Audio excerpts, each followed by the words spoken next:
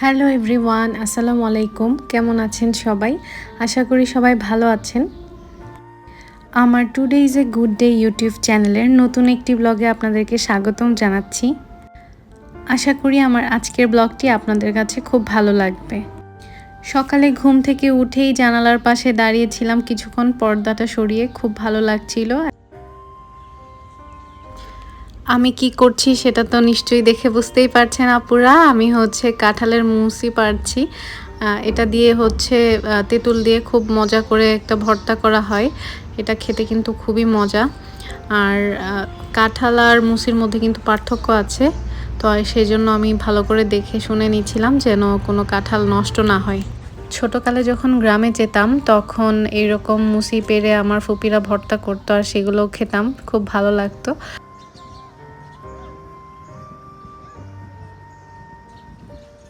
আজকে আমার বাসায় কিছু গেস্ট আসবে, তো সেই জন্য আমি প্রিপারেশান নিচ্ছিলাম সকাল থেকে। তো এই ফুলগুলোকে আমি কিছুক্ষণ আগেই কিনে এনেছি। তো এনেই আমি বেসিনের পাশে আমার যে ফুলদানিটা সেটার মধ্যে একটু পানি দিয়ে রেখে দিয়েছিলাম, আর হাতের কাজগুলোকে সারছিলাম।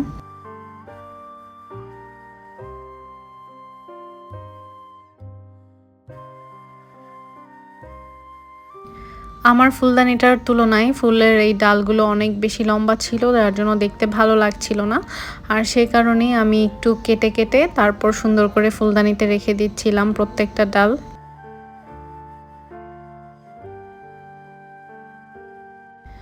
যখনই বাসায় গেস্ট আসে আমি চেষ্টা করি এরকম কিছু ফুল একটু বাসায় এনে রাখতে।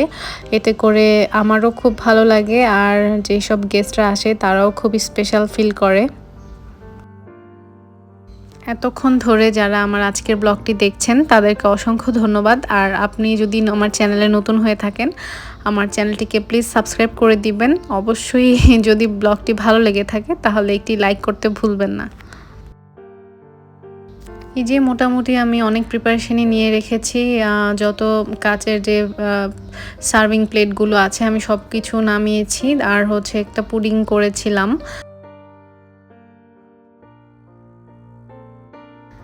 গেস্ট আসার আগে যদি সব কাজগুলো সুন্দর করে গুছিয়ে রাখা যায় তাহলে দেখবেন যে গেস্ট আসলে আর কষ্ট করে এগুলো রেডি করতে হয় না। তখন গেস্টকে সময় দেওয়া যায়, তাদের সাথে গল্প করা যায়। আসলে গেস্টরা তো আমাদের সাথে একটু গল্প করতেই আসেন।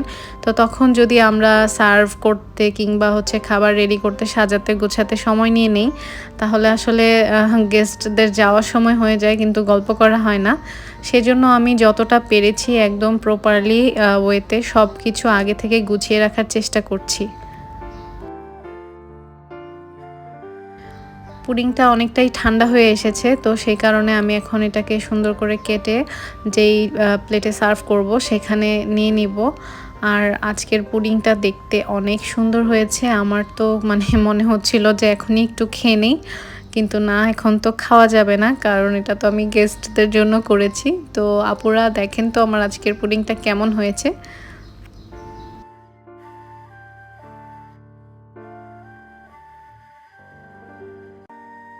গেস্ট আসা মাত্রই যেন আমি ঠান্ডা ঠান্ডা পুডিংটা সার্ভ করতে পারি, তো সেই জন্য আমি এটাকে ফ্রিজে রেখে দিয়েছি। একে তো গেস্ট আসবে, কিভাবে কি সব কিছু প্রেজেন্টেশন সুন্দর মতো করতে পারবো কি না, এসব নিয়ে তো একটা বাড়তি চাপ থাকেই। তার মধ্যে ব্লগ করা একটু টাফ হয়ে যায়। তো যতটুকু পেরেছি আমি আপনাদের জন্য ছোট ছোট ভিডিও ক্লিপস নিয়ে রেখেছি।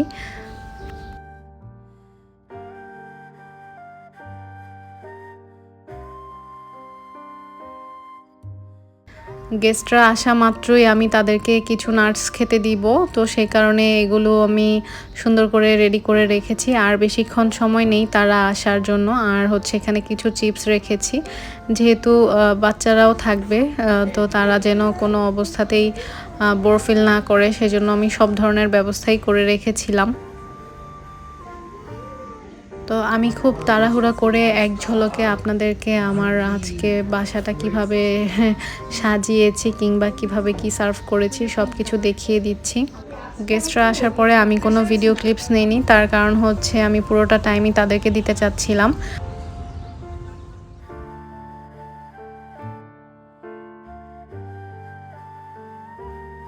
রোজা তো আগামীকালকে থেকে শুরু, তো তার জন্য আমি কিছু বাজার করে নিয়েছি, চিকেন, তারপর হচ্ছে ফিশ, এইসব কিছু, আর কিছু জরুরি জিনিসপত্র যেগুলো না হলেই না।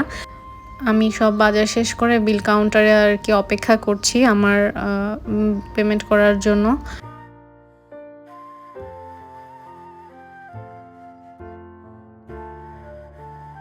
এই যে দেখেন কতগুলো ব্যাগ হয়ে গিয়েছে, আসলে মানে কি বলবো, রোজার আগের লাস্ট মুহূর্তের বাজার একটু তো বেশি হয়েই যায়। তো যতটা পেরেছি কিনে নিয়ে এসেছি, আর বাকিটা পরে কিনে নিব।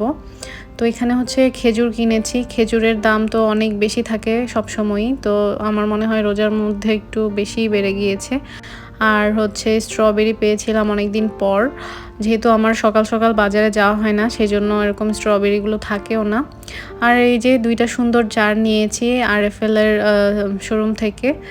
আর হচ্ছে রোজার জন্য বুট, বাদাম, তারপর হচ্ছে কিছু মশলা, সব কিছু কিনে রেখেছি। আমার হাজব্যান্ড প্রতিদিন রাতে মেথি আর হচ্ছে জাউন এইসব ভিজিয়ে রাখে, আর হচ্ছে সকালবেলা উঠে খায়। তো সে রোজার মধ্যেও এগুলো খাবে, যেহেতু তার অ্যাসিডিটির একটু প্রবলেম হয়, আর এগুলো খাওয়া কিন্তু স্বাস্থ্যের জন্য অনেক ভালো। তো সেই কারণে আমি কিনে নিয়ে এসেছি, শেষ হয়ে গিয়েছিল সব কিছু।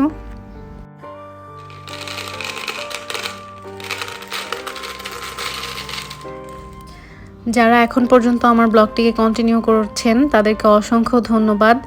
আর আপুদের নিশ্চয়ই রোজার সব প্রিপারেশন নেওয়া শেষ হয়ে গিয়েছে, আমারও মোটামুটি শেষ আজকে, আলহামদুলিল্লাহ। আমরা সবাই যেন সবার জন্য দোয়া করি, যেন প্রত্যেকের রমজানগুলো আল্লাহ কবুল করে নেন।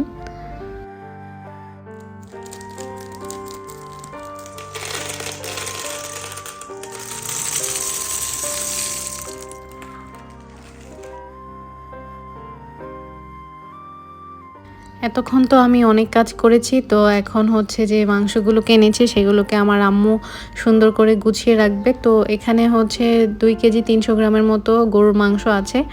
আমি কিন্তু আজকে প্রথমবার এরকম মাংস কিনে এনেছি। যাই হোক, মাংসটা খুবই ভালো পড়েছে। আর হচ্ছে এখানে কিছু চিকেন কিনে নিয়ে এসেছি, এটা হচ্ছে সোনালী মুরগি যেটাকে বলে সেটা। আর হচ্ছে কিছু ব্রয়লার মুরগি কিনে নিয়েছি, যেন রোজার মধ্যে কিছু করে খেতে ইচ্ছে করলে যেন খেতে পারি, চিকেন ফ্রাই বা অন্য কিছু। তো এই ছিল আমার আজকের মাংসের বাজার, মাছগুলা এখনো কেনা হয়নি।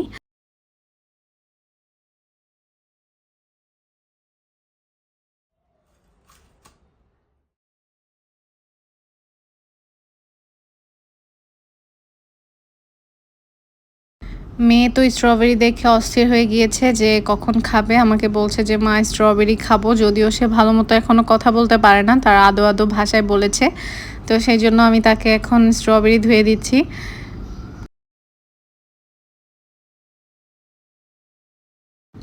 আমার বাচ্চা তো একদমই খেতে চায় না, মানে তার সাথে যুদ্ধ করতে হয়। কিন্তু স্ট্রবেরিটা দেখে সে হচ্ছে নিজে থেকে আগ্রহ প্রকাশ করেছে খাওয়ার জন্য, সেই জন্য আসলে আমি খুবই খুশি হয়েছি। তো এখন দেখা যাক যে সে কতটুকু খায়।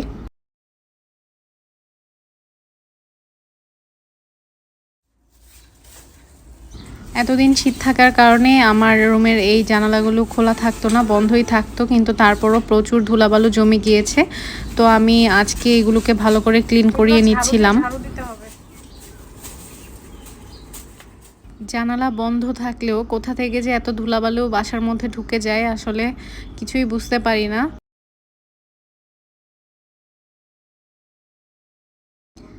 আজকে অনেক দিন পর এই দিককার জানালাগুলো খুলে আমার আসলে খুবই ভালো লাগছিল, আমার রুমটা অনেক বেশি আলোকিত হয়ে গিয়েছিল। আমার আজকের ব্লগটি যদি আপনাদের ভালো লেগে থাকে তাহলে অবশ্যই একটি লাইক দিতে ভুলবেন না, আর সেই সাথে কমেন্ট করে আমাকে জানাতে পারেন যে আমার আজকের ব্লগটি কেমন লেগেছে। যেকোনো কিছুই যদি অনেক বেশি নোংরা হয়ে যায় তাহলে কিন্তু সেটা ক্লিন করতে অনেক বেশি সময় লাগে, এবং হচ্ছে অনেক কষ্ট হয়। সেই জন্য আমি চেষ্টা করি যেন অল্প নোংরা থাকতেই সেই জিনিসগুলোকে পরিষ্কার করে নেওয়া যায়। এতে করে সময়ও বাঁচে এবং কষ্টটাও কম হয়। তো সেই চেষ্টাটাই করে যাচ্ছি আর কি অনেকক্ষণ থেকে। আজকে আমার এই কাজগুলোতে আমাকে সাহায্য করছে আমাদের বাসায় যে সাহায্যকারী ছেলেটি থাকে সে। আমার পরবর্তী ব্লগটি দেখার আমন্ত্রণ জানিয়ে আজকে এখানেই বিদায় নিচ্ছি। সবাই ভালো থাকবেন, সুস্থ থাকবেন। আল্লাহ হাফেজ।